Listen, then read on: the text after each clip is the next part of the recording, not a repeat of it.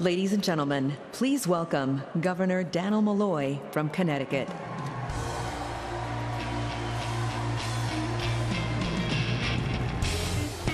Thank you. Thank you very much. I'm here today to tell you a story of hope, a story of why we are stronger together. It's a story of a young boy with physical and severe learning disabilities, a child for whom reading and writing were almost impossible, a child thought to be, as the term was used in the early 1960s, mentally retarded as late as the 4th grade, a boy who could not tie his shoe or button his shirt until the 5th grade, someone who knew the harsh words of bullies in the playground and discrimination in the classroom. But that boy had great teachers, and he had a mother who believed deeply in giving him the opportunities for success. He had a support system that believed that we are stronger together when we lift up those who fall behind. And that boy was lifted up. He learned his strengths. He overcame his difficulties. He went on to be successful in college and law school, then earning the right to be the first learning-impaired person to take the essay portion of a bar exam orally in 3 different states. And today, that boy has now grown up and is standing before you as the governor of the state of Connecticut.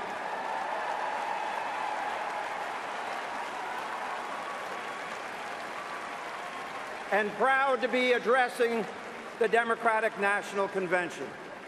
See, this is my story, a story of why we are stronger together. It's an American story. After all, our communities are bound by the shared understanding that we are stronger together, that we need to lift up our brothers and sisters and ignore the shouts and taunts of bullies amongst us.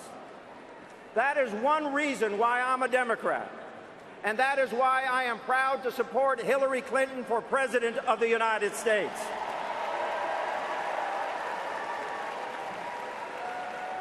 Like Hillary Clinton and Tim Kaine, I believe that we must instill hope in every American. It doesn't matter their race or their gender or who they love or where their parents were born or their religion or what their learning abilities are. Every child, every American deserves to have an opportunity to be successful in this life. That's what we stand for as Democratic governors. We stand for solving problems and bringing hope to more Americans. Hope for fairer wages, hope for better schools, and hope for more time to spend with the families they love. We're proud to count amongst our alumni former Governor Bill Clinton, and we're proud to count amongst our alumni former Governor Tim Kaine. Tim Kaine, who as governor of Virginia led his state through the worst economic crisis since the Great Depression while creating jobs in the process. And today I am here to tell you that the middle class in America is getting stronger thanks to the work of Democratic governors.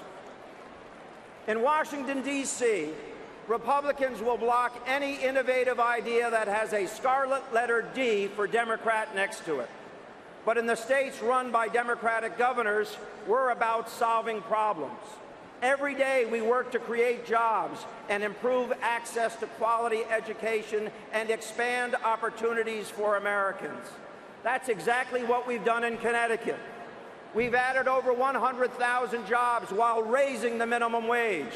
We passed criminal justice reform that gives nonviolent offenders a second chance. We've lowered our prison population by thousands and thousands of individuals, while we cut our crime rate to the lowest it has been in 48 years. And after the Sandy Hook school tragedy, we passed common sense gun safety laws, including universal background checks in our state of Connecticut. We have moved towards equal pay by making compensation more transparent. And we were the first state in the nation 5 years ago to pass paid sick leave. And guess what? Not only are our workers protecting their health, but they're also protecting the health of the people they serve. And overwhelmingly, the businesses they work for approve of paid sick leave today. Democratic governors across this country are leading the way. In New York and Delaware, we've raised the minimum wage. In Rhode Island and Montana, we've taken action for equal pay. In Oregon and California, we've passed paid sick leave. Across the map, we have passed Medicaid expansion. And of course, we've made historic investments in education, including right here in Pennsylvania under Governor Tom Wolf. Democratic governors and the Democratic Party are focused on the issues that matter to working families. And that's exactly what Hillary Clinton will focus on as our next president. Now, meanwhile, Donald Trump, who has insulted anyone who doesn't agree with him or doesn't look like him, women, Mexican Americans, veterans, Muslim Americans, the LGBTQ community, and people with disabilities, you name them, and Donald Trump has bullied them. Now, I know something about bullies, and I know why we must stand up to them. If Donald Trump's words are bad, and they are, his actions are worse. Just look at his vice presidential choice, Governor Mike Pence. With the Trump-Pence ticket, it's like a contest to see who can discriminate more. Pence rejected $80 million in federal money that would have funded pre-K for 4,000 low-income children. He signed a law that would have forced women to hold funerals for fetuses, even in some cases after a miscarriage. He signed another law that would discriminate against people based on who they love and how they express that. That law cost Indiana's economy an estimated $60 million in lost business. And in another state, North Carolina, a very similar law has caused the NBA to move the All-Star game out of that state. Governor Pence turned his back on refugee children and their parents. I know this firsthand. The first family of refugees rejected by him are now welcome residents in the state of Connecticut. The Trump-Pence ticket brings the worst of the Republican gubernatorial record to the national stage, and it shows why we need to fight back at the local level. Governors work where the rubber meets the road, where we drive innovative policies that can move across the nation. Democratic governors are critical to winning this battle at the state level. That's why the DGA exists. We're the only organization focused on electing Democratic governors and supporting their policies.